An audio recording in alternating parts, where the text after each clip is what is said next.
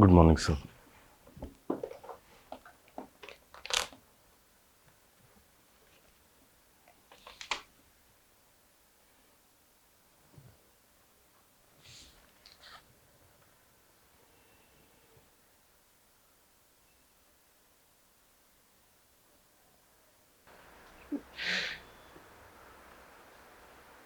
घीसा।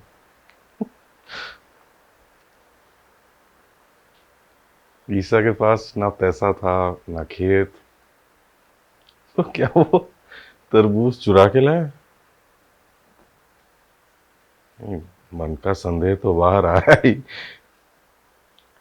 तब मैंने जाना कि जीवन का खरा सोना छुपाने के लिए उस मलिन शरीर को बनाने वाला ईश्वर उस बूढ़े आदमी से भिन्न नहीं, जो अपनी सारी सोने की मोहरें लेकर किसी कच्ची दीवार में डाल देता है और भूल जाता है, निश्चिंत हो जाता है।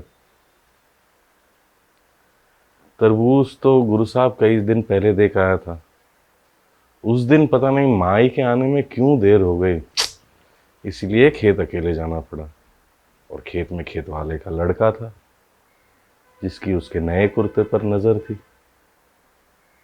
रोज हमेशा प्राय सुना सुना के उसको बोलता था कि जिनकी भूख झूठे पत्तल से मिटती हो उनके लिए परोसा लगाने वाले पागल होते हैं।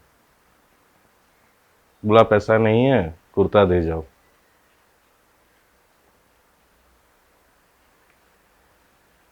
अब घीसा उस दिन अगर तरबूज ना लेता,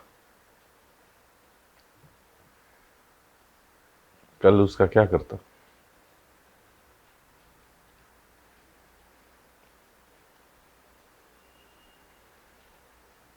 लड़के, खेत वाले लड़के को कुर्ता दे आया,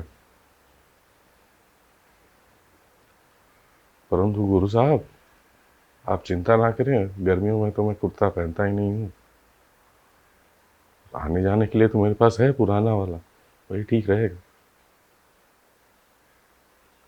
वो गुरु साहब सफ़ेद ना हो ना, इसलिए कटवाना पड़ा। मीठा है नहीं ये देखने के लिए थोड़ा उंगली से निकाल कर चखना पड़ा। घी साहब,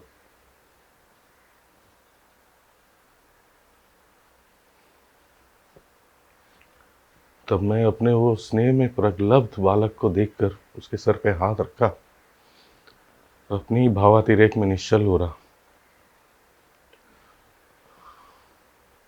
उस तट पर किसी गुरु को उसके शिष्य से ऐसी दक्षिणा प्राप्त हुई होगी, इस बात का मुझे बिल्कुल यकीन नहीं। उस दक्षिणा के सामने दुनिया के सारे आदान प्रदान फीके जान पड़े। तो समझ में आया कैसे द्रोणाचार्य ने अपने भील शिष्य से अंगूठा मांग लिया।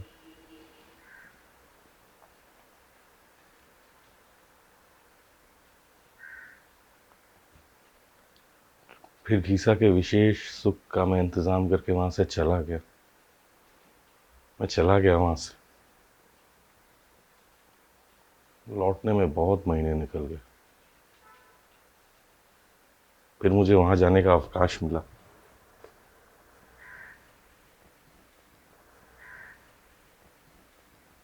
फिर मुझे घीसा से फिर से मिलने का अवकाश मिला।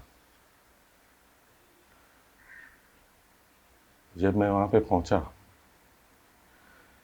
मुझे बताया गया कि घीसा के भगवान जी ने उससे हमेशा पढ़ने से अवकाश दे दिया।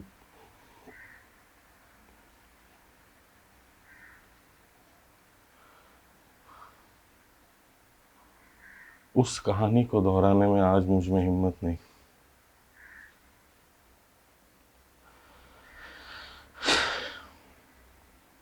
हो सकता है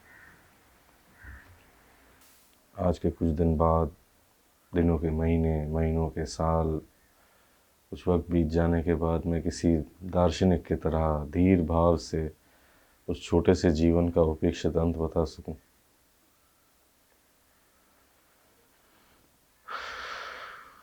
तब तक के लिए मेरे लिए इतना ही काफ़ी है कि मैं दूसरे मलिन मुखों में उस छोटे से बालक की छाया ढूंढता रहूं।